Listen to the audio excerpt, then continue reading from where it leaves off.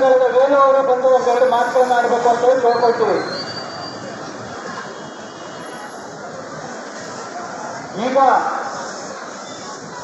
ನಮ್ಮ ಅರ್ಚಕರ ಸಂಘಕ್ಕೆ ಅಧ್ಯಕ್ಷರಿದ್ದಾರೆ, ಮರಾಠ ಸಮಾಜದ ಅಧ್ಯಕ್ಷರು ಬಂದಿದ್ದಾರೆ. ಈಗ ನಮ್ಮ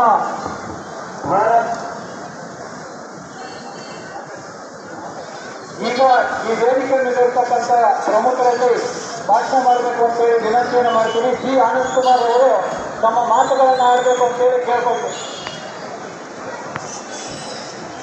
ಮಾತಾಡ್ಬಿಡೋಣ ಮಾತಾಡೋದಿಲ್ಲ, ಮಾತಾಡ್ಬಿಟ್ಟು ಕೆಳಗಿದ್ದು ಈಗ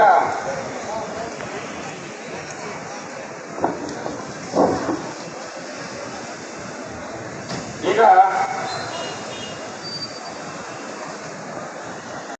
ಭಾರತದಲ್ಲಿ ಪ್ರಪಂಚಾದ್ಯಂತ ನಮ್ಮ ಸಂಸ್ಕೃತಿ ಏನು ಎಲ್ಲ ತುಂಬಾ ಚೆನ್ನಾಗಿ ಇವತ್ತು ಜನಗಳು ಫಾಲೋ ಮಾಡಕ್ಕೆ ಹಾಳು ಮಾಡಕ್ಕೋಸ್ಕರ ಎಲ್ಲ ಸಂಸ್ಥೆಗಳು, ಅಂತಾರಾಷ್ಟ್ರೀಯ ಸಂಸ್ಥೆಗಳು ಎಲ್ಲ ಫಂಡಿಂಗ್ ಮಾಡಿ ದುಡ್ಡಾಗಿ ಸಂಸ್ಕೃತಿನ ಹಾಳು ಮಾಡಬೇಕು ಅನ್ನೋ ಬಿದ್ದು ನೀಡ್ತಾ ಇದೆ. ದಯವಿಟ್ಟು ಎಲ್ಲ ಜನಗಳು ಎಚ್ಚರ ಆಗ್ಬೇಕು. ಇದ್ರ ವಿರುದ್ಧ ಹೋರಾಟ ಕೇಳಿಬೇಕು. ಬರೋ ದಿವಸಗಳಲ್ಲಿ ಯಾರ್ಯಾರು ಇದರಲ್ಲಿ ಹಿಂದಿದ್ದಾರೆ, ಮುಂದೆ ಕಾಣ್ತಿರೋದು ಎಡೆ ಮುಖ, ಹಿಂದಿರೋದು 100 ಮುಖಗಳಿದ್ದಾವೆ. ಅವ್ರ ವಿರುದ್ಧ ಎಲ್ಲ ತನಿಖೆ ಆಗಬೇಕು.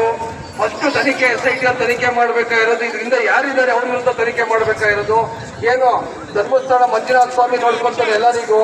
ಇಂಥ ಧರ್ಮಸ್ಥಳ ಮಂಜುನಾಥ ಸ್ವಾಮಿ ದೇವಸ್ಥಾನ ಮೇಲೆ ಅವರು ಈ ರೀತಿ ಕೂರಿಸ್ತಾರೆ ಅಂದ್ರೆ ಇದಕ್ಕಿಂತ ಕೆಟ್ಟ ಪದ ಇನ್ನೇನು ಅವ್ರ ವಿರುದ್ಧ ಹೇಳಕ್ ಅವಶ್ಯಕತೆ ಇಲ್ಲ. ಯಾಕಂತಂದ್ರೆ ಇವತ್ತು ನಮ್ಮನ್ನೆಲ್ಲ ನಮ್ಮ ರಾಜ್ಯ ಕಾಪಾಡ್ತಿರೋದು ಮಂಜುನಾಥ ಸ್ವಾಮಿ ದೇವಸ್ಥಾನ, ಮಂಜುನಾಥ ಸ್ವಾಮಿ ದೇವರು. ಇದ್ರ ವಿರುದ್ಧ ಯಾರು ಕಿತ್ತೂರಿ ಮಾಡ್ತಾರೆ ಎಲ್ಲ ಸರ್ವನಾಶ ಆಗಲಿ.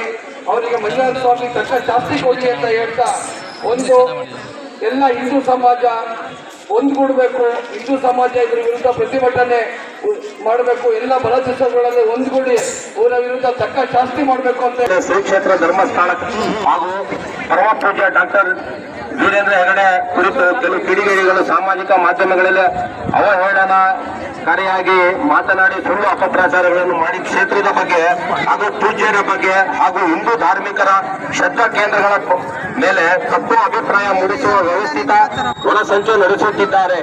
ಅನಾಮಿಕ ವ್ಯಕ್ತಿಯೊಬ್ಬ ನೀಡಿದ ಹೇಳಿಕೆಯು ಅಪರಾಧ ಅಡಿಯಲ್ಲಿ ಕರ್ನಾಟಕ ಸರ್ಕಾರವು SIT ಅವರ ಮೂಲಕ ತನಿಖೆ ನಡೆಸುವುದನ್ನು ಕ್ಷೇತ್ರದ ಭಕ್ತರಾದ ನಾವುಗಳು ಗೌರವಿಸುತ್ತೇವೆ.